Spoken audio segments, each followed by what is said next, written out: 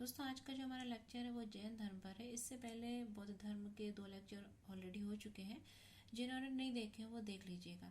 दोस्तों जैसे कि आपको पहले से ही पता है कि क्या था, जब हमारे समाज में वर्ण व्यवस्था जो थी उसमें काफ़ी जटिलता उत्पन्न हो गई थी। कर्मकांड बहुत बड़े पैमाने पर होने लगे थे। यज्ञों में क्या था, पशुओं की बलि दी जा रही थी। ठीक है, तो इन सब जो कुरीतियां समाज में व्याप्त थी, तो इनके विरुद्ध स्वरूप कई धार्मिक आंदोलन का उदय होता है और इन धार्मिक आंदोलनों के फलस्वरूप भी कुछ धर्म उभर कर सामने आते हैं, जिनमें से आज हम पढ़ेंगे जैन धर्म के बारे में। तो दोस्तों जैन धर्म में आपको एक शब्द दिखाई देता है जैन। तो जैन जो है अगर हम देखें तो वो जिन से बना है और जिन का अर्थ होता है विजेता, यानी कि जिसने अपनी इंद्रियों को विजित कर लिया हो वो क्या कहलाता है, जिन। और इससे मिलकर बना है जैन। ठीक है, तो इनसे ही बना है जैन धर्म।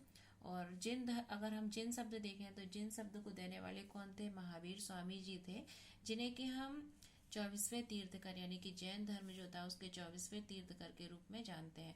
दोस्तों तीर्थकर का मतलब होता है कि तीर्थकर का मतलब क्या होता है कि भव सागर से पार कराने वाला। ठीक है, पार कराने का मार्ग बताने वाला। ये जो संसार का जो भव सागर है, ठीक है, ये जो संसार है, ठीक है, संसार रूपी क्या है, जो सागर है, संसार रूपी सागर है। तो इस सागर से पार करने का मार्ग बताने वाला जो होता है दोस्तों, उसे हम किसके नाम से जानते हैं, तीर्थकर कहते हैं। ठीक है, तो जैन धर्म में टोटल अगर हम देखें तो 24 तीर्थकर हुए हैं, जिसमें जो प्रथम तीर्थकर थे उन्हें हम ऋषभ देव के नाम से जानते हैं। वहीं जैन धर्म में जो अंतिम तीर्थकर हुए हैं उन्हें हम महावीर स्वामी के नाम से जानते हैं। दोस्तों ऋषभ देव को जैन जो धर्म है इसका संस्थापक बोला जाता है, वहीं महावीर स्वामी को जैन धर्म का वास्तविक संस्थापक के रूप में हम जानते हैं। याद रखिएगा, अगर पूछा जाता है कि जैन धर्म का संस्थापक कौन था तो उन्हें हम ऋषभ देव के नाम से जानते हैं। ठीक है, अगर पूछा जाता है जैन धर्म का वास्तविक संस्थापक तो आपका आंसर होगा महावीर स्वामी। ठीक है, याद रखिएगा, इसमें लोग गलत कर देते हैं। ठीक है, वास्तविक संस्थापक की बात आती है तो महावीर स्वामी, और अगर संस्थापक ओनली पूछा जाता है तो वो थे ऋषभ देव। हम आपको बता दें कि जो ऋषभ देव थे, ठीक है, ऋषभ देव तो इच्छायुपन से संबंधित थे और इनकी मृत्यु कहाँ होती है, अट्टवा पर्वत पर होती है। और जो ऋषभ देव थे इनके बारे में अगर हम जानकारी देखें तो इनके बारे में जानकारी किससे मिलती है दोस्तों, ऋषभ देव के बारे में जानकारी देने वाला जो वेद है उसे हम जानते हैं ऋग्वेद के नाम से। ठीक है, तो ऋग्वेद जो है वो जो जैन धर्म के जो प्रथम तीर्थकर हैं जिन्हें कि हम ऋषभ देव के नाम से जानते हैं, तो ऋषभ देव के बारे में जानकारी हमको ऋग्वेद से प्राप्त होती है। ठीक है, बाकी ऋषभ देव के बारे में कुछ ज़्यादा नहीं आता है। इसके बाद अन्य तीर्थकर भी हुए हैं जिन्हें कि हम क्रमशः अजितनाथ, संभवनाथ, अभिनंदन, सुमतिनाथ, पदम प्रभु, ठीक है, इसी तरीके से सुपार्शनाथ, चंद्र प्रभु, शीतलनाथ, मल्लीनाथ, ठीक है, नैमीनाथ और अरिष्ट नैमी। उसके बाद जो आपको याद रखना है, एक तो 23वें तीर्थकर, ठीक है, इसके जो 23वें तीर्थकर थे जिनका नाम था पार्श्वनाथ। ठीक है, क्या नाम था, पार्श्वनाथ। और 24वें तीर्थकर थे महावीर स्वामी। दोस्तों पार्श्वनाथ के बारे में देखें तो पार्श्वनाथ जो थे वो 23वें तीर्थकर हुए, और अगर हम देखें तो 21 वन से संबंधित थे। तो पार्श्वनाथ जो थे वो काशी नरेश अश्वसेन के पुत्र थे। किसके पुत्र थे, काशी नरेश अश्वसेन के पुत्र थे। इनके पिता जो थे काशी नरेश अश्वसेन थे, वह इनकी माता का नाम जो था, माता का नाम क्या था, बामा था। इनकी माता का नाम बामा था और पार्श्वनाथ की जो पत्नी थी उनका नाम क्या था, प्रभावती था। ठीक है, याद रखिएगा, कभी कभी पूछ लिया जाता है। तो जो जैन धर्म के जो 23वें तीर्थकर थे जिनका नाम पार्श्वनाथ था, उनकी माँ बामा और पत्नी प्रभावती था। ठीक है, और यही इनकी माँ और इनकी पत्नी क्या हुई, ये इनकी प्रथम अनुयायी हुई। ठीक है, अगर पूछा जाता है पार्श्वनाथ की प्रथम अनुयायी कौन थी, तो पार्श्वनाथ की जो प्रथम अनुयायी थी वो उनकी माँ बामा और पत्नी प्रभावती थी। ठीक है, पार्श्वनाथ जब 30 वर्ष की अवस्था में थे तो ये गृह त्याग देते हैं, और गृह त्यागने के बाद दोस्तों ये जाते हैं संवेद पर्वत। कहाँ जाते हैं, संवेद पर्वत पर जाते हैं, और संवेद पर्वत पर इनको ज्ञान की प्राप्ति होती है। ठीक है, तो और इसके बाद दोस्तों एक चीज और याद रखनी है कि जो पार्श्वनाथ थे इन्होंने क्या दिए थे, जो महाव्रत आपने सुने होंगे पंच महाव्रत के बारे में, सत्य, अहिंसा, अस्त्य, परिग्रह और ब्रह्मचर्य। तो इन्होंने जो शुरू के जो 4 महाव्रत हैं, ठीक है, जिनको हम सत्य, अहिंसा, अस्त्य, अपरिग्रह, ठीक है, इस नाम से जानते हैं। तो ये शुरू के जो 4 महाव्रत थे ये किसने दिए थे, पार्श्वनाथ द्वारा दिए गए थे। वही महावीर स्वामी ने इसमें एक 5वां महाव्रत, जिसे कि हम ब्रह्मचर्य के नाम से जानते हैं। किस नाम से जानते हैं दोस्तों? ब्रह्मचर्य। तो अगर ये क्वेश्चन आता है कि ब्रह्मचर्य जो 5वां महाव्रत के रूप में किसे जोड़ा गया था, तो उसे जोड़ा था महावीर स्वामी ने। वहीं जो 4 महाव्रत थे, ठीक है, उसको देने का श्रेय किसको जाता है? पार्श्वनाथ को जाता है। ये प्रश्न पूछ लिया था, याद रखिएगा, ठीक है। इसके बाद दोस्तों हम देखते हैं जैन जो धर्म थे उसमें जो अंतिम तीर्थकर हुए हैं, जिनको जैन धर्म का वास्तविक संस्थापक मानते हैं, ठीक है, वो है महावीर स्वामी। तो इसको थोड़ा क्लीन कर देती हूँ पहले। अगर हम देखें महावीर स्वामी, तो महावीर स्वामी जो थे, ठीक है, वो किस वंश से संबंधित थे और इनके पिता माता का नाम क्या था, ये सब हमको देखना है। तो चलिए स्टार्ट करते हैं हम। सबसे पहले महावीर स्वामी, ठीक है, महावीर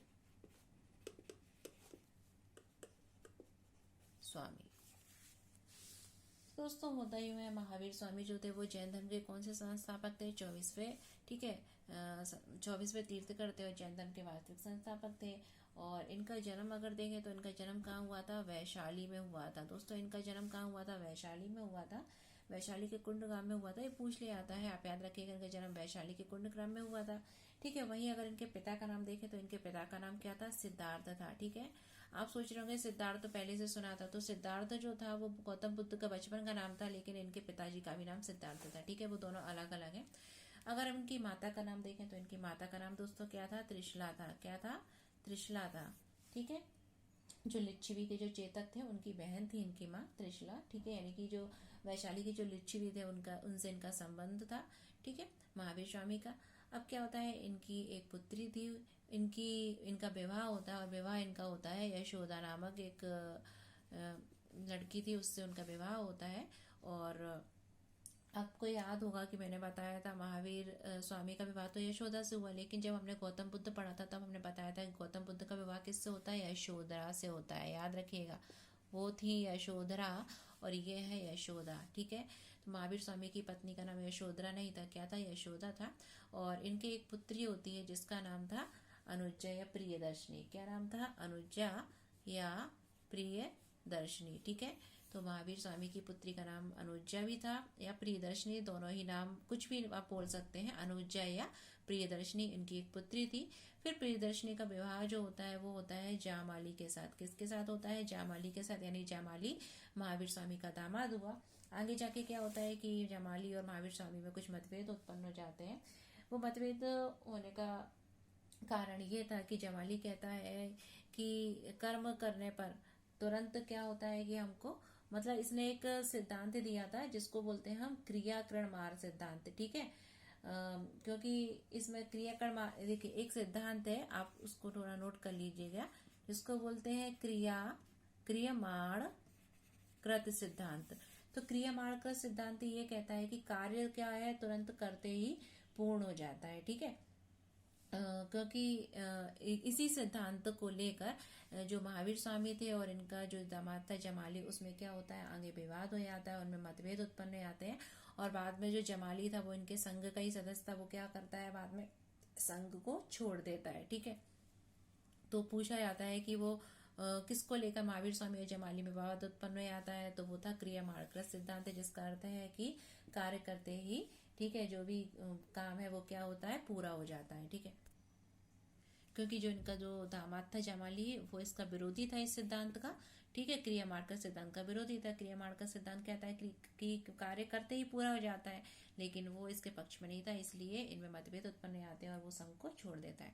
दोस्तों महावीर स्वामी जो थे, ये क्या करते हैं, 30 वर्ष की अवस्था में, जब ये 30 वर्ष के होते हैं, तो इनके एक भाई थे जिनका नाम था नंदीवर्धन, ठीक है। तो नंदीवर्धन से क्या लेते हैं, यह आज्ञा लेते हैं और क्या करते हैं, अपने घर को त्याग देते हैं, ग्रह को त्याग देते हैं। दोस्तों ग्रह त्याग करने के बाद क्या होता है कि ये लगभग 13 माह तक क्या होता है, इधर उधर भटकते रहते हैं ज्ञान प्राप्ति में। और इस दौरान क्या होता है कि इनके वस्त्र फट जाते हैं और ये निवस्त्र हो जाते हैं। उसके बाद इनको एक व्यक्ति मिलता है जिसका नाम आपको याद रखना है, जिसका नाम है मखल्ली गोसाल। क्या नाम है? मखल्ली गोसाल। और जो किस संप्रदाय से रिलेटेड था, वो है आजीवक संप्रदाय, ठीक है। जब क्या होता है कि यह 30 वर्ष की अवस्था में महावीर स्वामी अपने बड़े भाई नंदीवर्धन से आज्ञा लेकर क्या करते हैं, ग्रह को त्याग देते हैं। और ग्रह त्यागने के बाद वो करीब 13 माह यानी साल भर तक इधर उधर घूमते रहते हैं ज्ञान की तलाश में, ठीक है। और इस दौरान उनके शरीर के सभी वस्त्र जो थे वो फट जाते हैं और वो वस्त्र रहित हो जाते हैं। इसके बाद क्या होता है कि उनकी मुलाकात मखल्ली गोसाल नामक एक व्यक्ति से होती है, ठीक है। और जो मखल्ली गोसाल से होती है, और बाद में इसके द्वारा मखल्ली गोसाल ने क्या करा था, आजीवक संप्रदाय की स्थापना की थी, ठीक है। और लेकिन होता यूँ है कि महावीर स्वामी के साथ मखल्ली गोसाल तपस्या करता है, लेकिन जब तपस्या को 6 वर्ष बीत जाते हैं तो तपस्या को ये छोड़ के चला जाता है और आजीवक संप्रदाय की स्थापना करता है, क्योंकि इसका कहना था कि जो भी होना है वो सब क्या है, फिक्स है, ठीक है। इसका एक जो दर्शन है मखल्ली गोसाल का, ठीक है, आजीवक संप्रदाय का, वो क्या है, नियतिवाद है। और ये सब इसका कहना था कि जो भी होना है वो तो फिक्स ही है, सब पहले से डिसाइड है, ठीक है। तो ये तपस्या छोड़ के चला जाता है। उसके बाद महावीर स्वामी जो थे वो तो तपस्या करते रहते हैं, और बाद में तपस्या करने के बाद 42 वर्ष के जब ये हो जाते हैं, ठीक है, 42 वर्ष की अवस्था में, ठीक है, इनको एक नदी थी जिसका नाम था रिजुपालका नदी। कौन सी नदी, रिजुपालका नदी, आपको याद रखना है। तो महावीर स्वामी को रिजुपालका नदी के तट पर, ठीक है, रिजुपालका नदी के तट पर वृक्ष था जिसका नाम था साल वृक्ष, ठीक है। वृक्ष का नाम क्या था, साल वृक्ष के नीचे, ठीक है, रिजुपालका नदी के तट पर। और एक गांव था जिसका नाम था जाम्बिक गांव। कौन सा गांव था, जाम्बिक गांव, ठीक है। तो महावीर स्वामी को जब वो 42 वर्ष की अवस्था उनकी हो जाती है तो जाम्बिक ग्राम में रिजुपालका नदी के तट पर साल वृक्ष के नीचे क्या होता है, उनको ज्ञान की प्राप्ति हो जाती है। और जैन धर्म में ज्ञान को दोस्तों किस नाम से हम जानते हैं, कैवल्य के नाम से जानते हैं। किस नाम से जानते हैं, कैवल्य, ठीक है। देखिए फिर से लिख देती हूँ, इसको जानते हैं कैवल्य के नाम से ज्ञान को। इसलिए जब महावीर स्वामी को ज्ञान यानी कैवल्य की प्राप्ति हो जाती है, उसके बाद महावीर स्वामी दोस्तों कहलाने लगते हैं केवलिन। क्या कहलाने लगते हैं, केवलिन, ठीक है। तो महावीर स्वामी के कई नाम आपको याद रखने हैं। इनको केवलिन के नाम से भी जाना जाता है, इनको जिन यानी विजेता के नाम से भी जाना जाता है, इनको अहर यानी योग्य, निर्गंथ मतलब बंधन रहित, क्योंकि इन्होंने सब बंधनों को तोड़ दिया था, ठीक है। तो इनको इन नामों से जाना जाता है। इसके बाद क्या होता है कि महावीर स्वामी जो थे उनको जब ज्ञान की प्राप्ति हो जाती है तो वो अपने उपदेश देते हैं। और पहला उपदेश वो दोस्तों कहाँ देते हैं, संवेद पर्वत पर देते हैं। महावीर स्वामी ने अपना पहला उपदेश कहाँ दिया था, राजगृह में दिया था, ठीक है। संवेद पर्वत नहीं, वितलाचल पर्वत पर देते हैं। तो महावीर स्वामी को जब ज्ञान प्राप्त हो जाता है 42 वर्ष की अवस्था में, तो वो अपना पहला जो उपदेश देते हैं वो कहाँ देते हैं, राजगृह में विपुलाचल या वितलाचल पर्वत पर देते हैं, ठीक है। और दोस्तों जो महावीर स्वामी थे उन्होंने क्या करा था, अपने जो विचार थे तो अपने विचार का प्रचार प्रसार करने हेतु, अपने विचारों का प्रचार प्रसार करने हेतु उन्होंने क्या किया था कि गणधर, ठीक है, एक मतलब अगर हम बोले तो गणों की नियुक्ति की थी, ठीक है। अपने विचारों का प्रचार प्रसार करने हेतु उन्होंने गणों की नियुक्ति की थी। कितने गणों की, 11 गणों की नियुक्ति की थी, ठीक है। और ये उनका प्रचार प्रसार करते थे। और इनके जो प्रमुख थे वो क्या कहलाते थे, गणधर कहलाते थे। इनके प्रमुख जो थे गणों के वो गणधर कहलाते थे, ठीक है। और बता दें कि गणधर में जो भी थे वो क्या थे, सबके सब ब्राह्मण थे। गणधर कौन थे, सारे ब्राह्मण थे, ठीक है। जब महावीर स्वामी की मृत्यु हो जाती है तो सिर्फ 2 ही गणधर होते हैं जिनका नाम था, एक तो इंद्रभूति है और दूसरे का नाम है दोस्तों सुधर्मन। क्या नाम है, सुधर्मन, ठीक है। तो इसमें 2 महत्वपूर्ण नाम है गणधर में, आपको याद रखना है कि इंद्रभूति और सुधर्मन, ठीक है। तो क्या होता है कि महावीर स्वामी ने जो अपने विचार थे उनका प्रचार प्रसार करने के लिए 11 गणों की नियुक्ति करते हैं। और इनके प्रमुख जो थे उनको क्या कहा जाता है, गणधर कहा जाता है, जिसमें सबके सब क्या थे, ब्राह्मण थे। और इन जो गणधर में 2 गणधर आपको याद रखने हैं, एक का नाम है इंद्रभूति और दूसरे का नाम है सुधर्मन, ठीक है। तो इनको छोड़कर बाकी सब क्या होते हैं, जब महावीर स्वामी की मृत्यु होती है तब तक वो सब के सब क्या हो जाते हैं, उनके जीवन काल में ही मर जाते हैं। सिर्फ 2 ही बचते हैं, जिनका नाम इंद्रभूति और सुधर्मन है, आपको याद रखना है, ठीक है। लेकिन जब महावीर स्वामी की मृत्यु के बाद क्या होता है कि जो सुधर्मन था, ठीक है, जो गणधर था, इनमें से गणधर में से एक सुधर्मन था, उसको जैन धर्म का जो क्या बनाया जाता है, जैन धर्म का प्रधान बना दिया जाता है, ठीक है। क्या बना दिया जाता है, प्रधान बना दिया जाता है। उसके बाद क्या होता है, महावीर स्वामी की जब मृत्यु हो जाती है तो दोस्तों जैन धर्म जो है वो 2 भागों में विभक्त हो जाता है, जिन्हें कि हम श्वेतांबर और दिगंबर के नाम से जानते हैं। देखो श्वेतांबर वो थे जो क्या करते थे, श्वेत वस्त्र धारण करते थे। क्या धारण करते थे, श्वेत वस्त्र, वहीं दिगंबर जो थे वो क्या करते थे, नग्न रहते थे, यानी वस्त्र धारण नहीं करते थे। जो दिगंबर थे, ठीक है, वो किसके समर्थक थे, वो थे हमारे भद्रबाहु के। किसके समर्थक थे, भद्रबाहु के। और जो श्वेतांबर थे वो किसके समर्थक थे, वो थे दोस्तों स्थूल वाहु के, यानी कि स्थूल वाहु के जो समर्थक थे वो श्वेतांबर कहलाए, वही भद्रबाहु के समर्थक दिगंबर कहलाए। दिगंबर नग्न रहते थे, वस्त्र धारण नहीं करते थे, वही श्वेतांबर जो थे वो श्वेत वस्त्र धारण करते थे। होता यूं है कि मगध, ठीक है, मगध में क्या होता है, एक बार भीषण अकाल पड़ता है, और अकाल पड़ता है तो जब बहुत अकाल पड़ता है, भूखमरी ऐसी स्थिति उत्पन्न हो जाती है, तो जो भद्रबाहु थे, तो भद्रबाहु क्या होता है, जो कि जैन थे, ठीक है, ये अपने कुछ शिष्यों को लेके, और शिष्यों को लेके कहाँ चले जाते हैं, मगध में जब अकाल पड़ता है तो अपने शिष्यों को लेके इधर साउथ साइड कर्नाटक साइड में चले जाते हैं, ठीक है। और जब अकाल खत्म हो जाता है लगभग 12 वर्षों के बाद, तो ये वापस रिटर्न आते हैं। और जब ये वापस आते हैं, ठीक है, तो इन्हें क्या कहा गया, दिगंबर कहा गया, क्योंकि ये, ठीक है, ये नग्न थे। वहीं कुछ जो स्थूल भाव के समर्थक थे, ठीक है, वो यहीं पर रह गए थे, ठीक है, वो नहीं गए थे, और ये वस्त्र धारण करने लगे थे, श्वेत वस्त्र। जब ये आए तो उन्होंने देखा कि ये लोग वस्त्र धारण करने लगे, और इनको क्या कहलाने लगा, श्वेतांबर कहलाने लगा। तो इस तरीके से क्या था, जो जैन धर्म था वो 2 पार्ट में डिवाइड हो गया, ठीक है, श्वेतांबर और दिगंबर, ठीक है। इसके बाद दोस्तों जो जैन धर्म है उसमें किसकी चर्चा की गई है, महाव्रतों की चर्चा की गई है। कितने महाव्रत, 5 महाव्रत, जिसमें मैंने आपको बताया था कि शुरू के जो 1 2 3 4 5, जो शुरू के जो 4 थे, ठीक है, वो किसके समय में थे, वो दिए थे पार्श्वनाथ ने। किसने दिए थे, पार्श्वनाथ ने दिए थे। और जो 5वां महाव्रत था, ठीक है, वो किसने ऐड किया था दोस्तों, मैंने आपको बताया था अभी कुछ समय पहले, वो किसने ऐड किया था, महावीर स्वामी द्वारा ऐड किया गया था। जो 5 महाव्रत है, जिसको कि हम सत्य, अहिंसा, अस्तय, अपरिग्रह और ब्रह्मचर्य के नाम से जानते हैं। तो सत्य, अहिंसा, अस्तय, अपरिग्रह, ठीक है, ये जो शुरू के 4 महाव्रत थे, ये पार्श्वनाथ द्वारा दिए गए थे। वही जो 5वां महाव्रत था, जिसे कि हम ब्रह्मचर्य के नाम से जानते हैं, उसको देने का श्रेय किसको जाता है, महावीर स्वामी के द्वारा वो जोड़ा गया था, ठीक है। तो ये हो गए 5 महाव्रत। इसके अतिरिक्त जैन धर्म जो है उसमें 5 प्रकार के ज्ञानों की भी चर्चा की गई है। जैन धर्म में कितने प्रकार के ज्ञानों की चर्चा की गई है दोस्तों, 5 प्रकार के टोटल ज्ञानों की चर्चा की गई है, ठीक है। जैसे कि हम मति, श्रुति, 3rd नंबर पे आता है अवधि, 4th पे आता है मन पर्याय, ठीक है। और जो 5th नंबर का ज्ञान है, जिसको कि हम केवल के नाम से जानते हैं। तो जैन धर्म में 5 महाव्रत की चर्चा की गई है, वहीं जैन धर्म में 5 प्रकार के ज्ञानों का भी चर्चा मिलती है, जैसे कि मति, श्रुति, अवधि, मन पर्याय और केवल के नाम से जानते हैं। दोस्तों बता दूं कि मति का अर्थ होता है, मति का अर्थ क्या होता है, इंद्रियों से प्राप्त होने वाला ज्ञान। जो हमारी इंद्रियां हैं, आंख, नाक, कान, ठीक है, मति का मतलब होता है इंद्रियों से प्राप्त होने वाला ज्ञान, ठीक है। वही श्रुति का मतलब होता है कि सुनकर जो ज्ञान प्राप्त करें, उस ज्ञान को क्या बोलते हैं, श्रुति कहा गया है जैन धर्म में।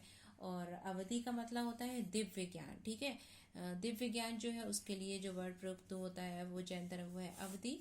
वही चौथे प्रकार का ज्ञान, जिसको कि हम मन पर्याय के नाम से जानते हैं। मन पर्याय का मतलब होता है कि कोई व्यक्ति क्या सोच रहा है, उसके मन की रीडिंग, मन को पढ़ लेना, उसकी रीडिंग, मन की रीडिंग कर लेना, ठीक है, कि कोई क्या सोच रहा है। जैसे कि आप हैं, आप पढ़ते पढ़ते क्या सोच रहे हैं, मैं आपके मन को पढ़ के बता दूं, तो वो वाला जो मेरा ज्ञान होगा क्या होगा, मन पर्याय, ठीक है। तो मति मतलब स्मृति वाला ज्ञान, श्रुति यानी सुनकर जो ज्ञान प्राप्त होता है, अवधि मतलब होता है दिव्य ज्ञान, मन पर्याय मतलब होता है किसी के मन को पढ़ लेना, ठीक है। तो ऐसा ज्ञान किसी के मन मस्तिष्क की बातों को जानने वाला। और कैवल्य का मतलब होता है पूर्ण ज्ञान, ठीक है। इसीलिए तो जब महावीर स्वामी को कैवल्य की प्राप्ति आती है, पूर्ण ज्ञान प्राप्त आता है, तो वो क्या कहने लगते हैं, केवल्यन कहलाने लगते हैं, ठीक है। और इसके अतिरिक्त आपको जैन धर्म में एक और चीज महत्वपूर्ण पूछ ली जाती है, जिसको कि हम त्रिरत्न के नाम से जानते हैं, ठीक है। तो त्रिरत्न जो है, ठीक है, इनको प्राप्त करने मतलब इन पर त्रिरत्न जो है वो कौन कौन से हैं। एक है सम्यक श्रद्धा, दूसरा है सम्यक ज्ञान और तीसरा है सम्यक आचरण। तो जैन धर्म में जिन 3 रत्नों की चर्चा की है वो है सम्यक श्रद्धा, सम्यक ज्ञान और सम्यक आचरण, ठीक है। सम्यक श्रद्धा का मतलब होता है कि सत में विश्वास रखना। सम्यक ज्ञान का मतलब होता है कि ऐसा मतलब समान ज्ञान, सत्य का ज्ञान।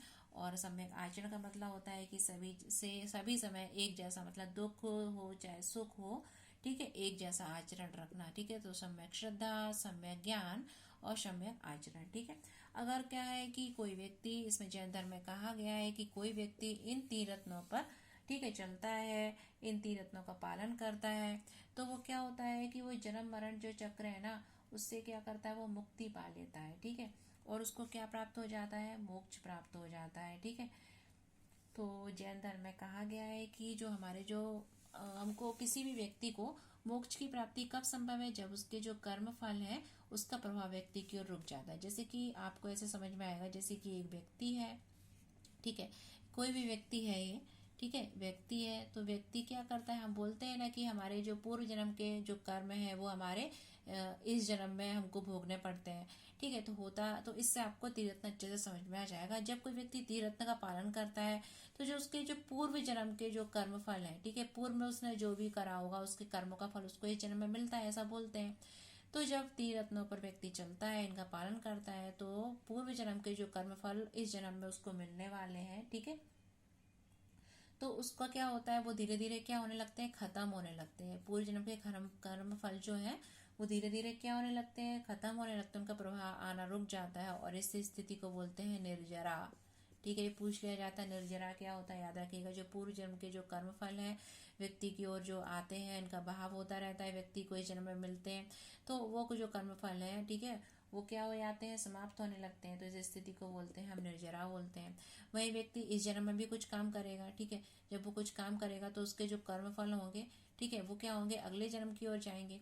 तो जब इस जन्म के जो कर्म फल है, ठीक है, उसका क्या होना, प्रवाह, ये जो प्रवाह है इसको रुक जाना, ठीक है, तो इसको क्या बोलते हैं दोस्तों, इसको बोलते हैं हम संबर, क्या बोलते हैं, संबर, ठीक है। कर्म का जो प्रवाह रुक गया, ठीक है, इधर से ना तो इधर से आ रहे हैं और पूर्व वाले तो आ ही नहीं रहे हैं, ठीक है। तो जो पूर्व जन्म के कर्म फल जो है उनका प्रवाह रुकना निर्जरा कहलाता है, वही जो इस जन्म के कर्म फल है उनका प्रवाह रुकना संबर कहलाता है।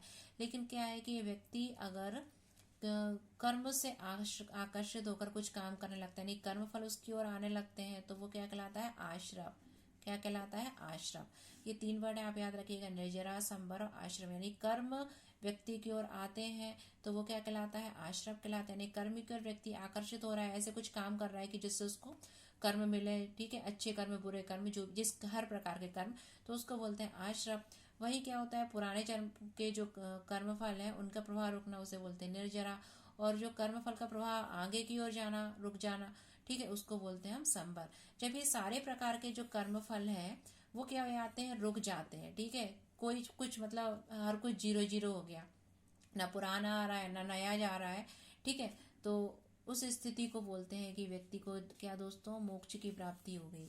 क्या प्राप्त हो गई, उस स्थिति को बोलते हैं मोक्ष की प्राप्ति। यानी कर्मों का अवशेष बिल्कुल कोई कर्म नहीं रहना उसके पास, ठीक है, ना तो पुराने ना नए, तो उस स्थिति को दोस्तों बोलते हैं मोक्ष। और मोक्ष की प्राप्ति कब संभव है, जब व्यक्ति तीन रत्नों पर चलता है, ठीक है, यानी सम्यक श्रद्धा, सम्यक ज्ञान और सम्यक आचरण से ही व्यक्ति को मोक्ष की प्राप्ति हो जाती है।